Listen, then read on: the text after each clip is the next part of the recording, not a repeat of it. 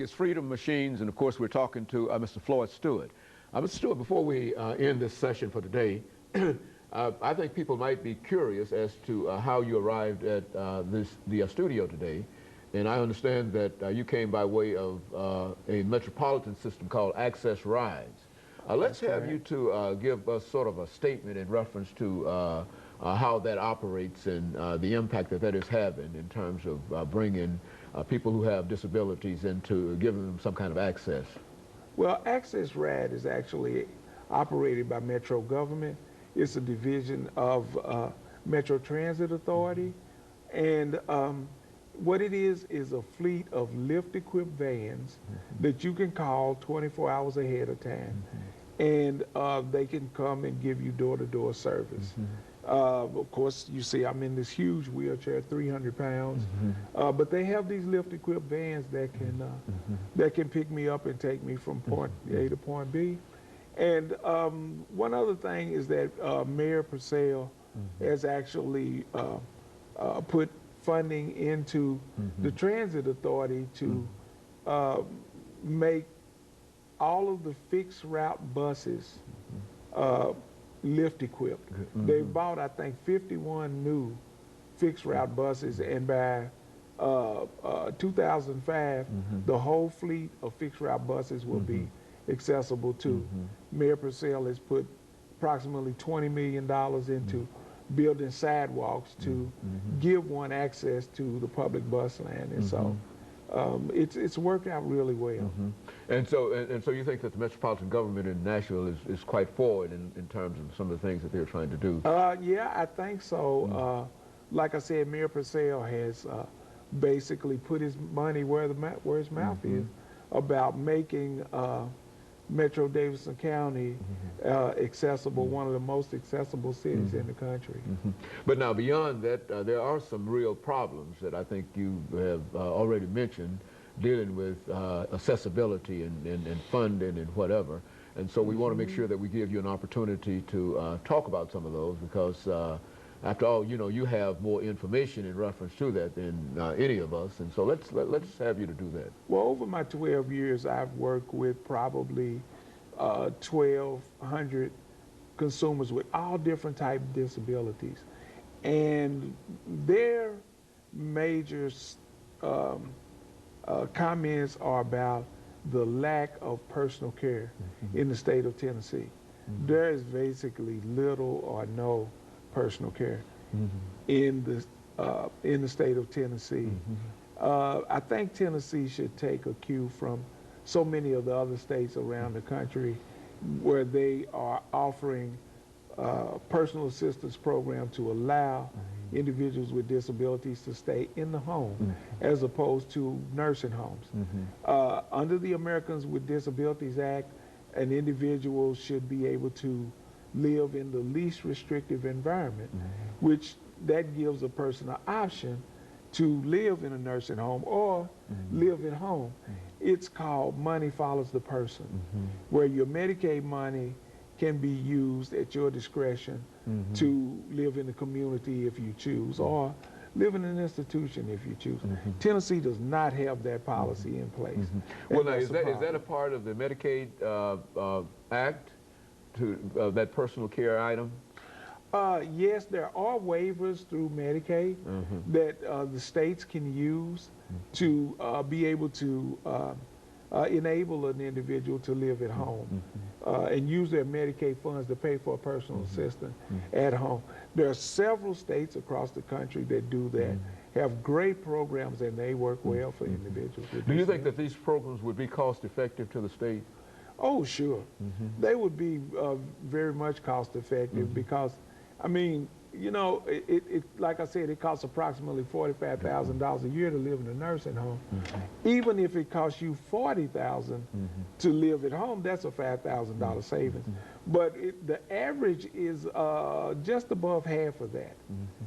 You know, right at $28,000 to $30,000 a year is about what it costs to for an individual with a disability as severe as mine. And I need a lot of personal care, but yet and still, it doesn't cost anywhere near 45,000. Now, this personal care. Now, how would this be rendered? I mean, how is it generally rendered in other states outside of Tennessee?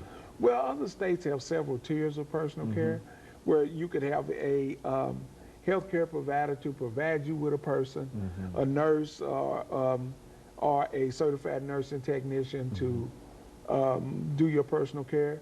Then other levels are where you hire your own people from the community to do your personal care, and you train them.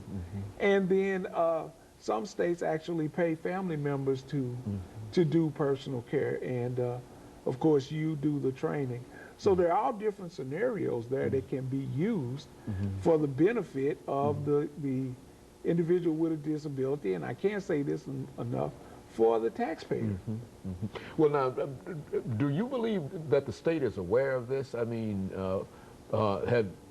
is there enough information in terms of presenting this information to the state? I think so. We've worked really hard with legislators to get this done, but I hate to say that we've not had a really positive response for a wide range of programs for individuals. And I think it's because of the huge nursing home lobby. The nursing home industry spends tons of money every year to, in my estimation, suppress our efforts to put these programs into practice. Well, now, the nursing home industry would generally receive its money from Medicaid and Medicare. That's correct. And whatever. And so what you're suggesting is that perhaps because they're able to receive this $45,000 example as you used, they would rather keep you in the nursing home for $45,000 than to allow the government to pay $20,000 to keep you at home. Is that what you're suggesting? True. Well, that's not what I'm suggesting. That's what I'm saying emphatically, is that that's what's going on. It's a nursing home state. The nursing home industry is just that. It's an industry. They're set up to make money, and that's all it is. And so I think that's why they're throwing up barriers to doing that. I think, though, you know, they've used excuses like, you know, if they let too many people out of nursing homes, then, you know, it's going to cause people to lose jobs, the caregivers and whatnot. But that's not actually true. If a person lives in a nursing home, you've got one nurse taking care of 12 to 14 people maybe. But if you let a person live at home, it's going to create a whole new industry. Because now, instead of having 1 on 12, you've got 1 on 1. So you're going to need more nurses and more nursing technicians. So it's actually going to create jobs for people. You know, and in my estimation, that would be an opportunity for the nursing home industry to go into the home health industry and actually expand. Broaden what they're doing. They're broadening what they're doing. Warehousing people essentially. Thank you. That sounds like the exactly situation the word that you're explaining, defining.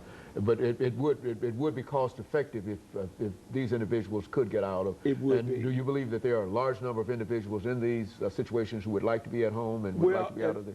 In the 2 nursing homes that I lived in over the 5.5 years, 95% of everybody that I talked to said that they would have rather been at home, but they didn't have an option. They'd either outlive their children or they didn't have any money to pay for personal care at home. Okay, I would imagine that we've got about a minute and a half to go here, Mr. Stewart. Let's see if we can have you over the last minute or so sort of summarize and give some final comments in terms of what you'd like to see done dealing with this issue.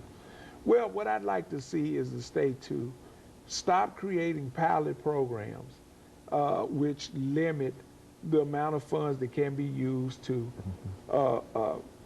put these to do personal care. I'd like to see the states do like other states, open a broad statewide program, bring in the Medicaid funds to free individuals from nursing homes, and keep individuals that are already living in the community struggling from going into nursing homes. That is really the cheapest way to do it. It's harder to get them out than it is to keep them out.